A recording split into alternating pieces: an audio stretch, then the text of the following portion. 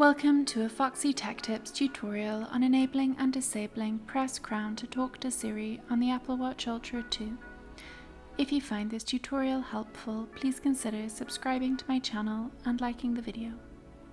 You can hold down on the digital crown to speak to Siri on your watch.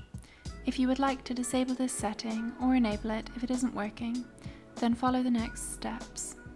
Tap the digital crown to open the app menu. Then tap the Settings cog to open Settings. Scroll down the settings and tap Siri. Now tap the toggle to the right of Press Digital Crown to turn the setting on or off. When the toggle is green, pressing the crown to speak to Siri is turned on, and when grey, the setting is disabled.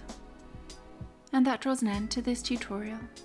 Please like the video if you found it helpful and subscribe to Foxy Tech Tips for more Apple Watch Ultra tips and tricks.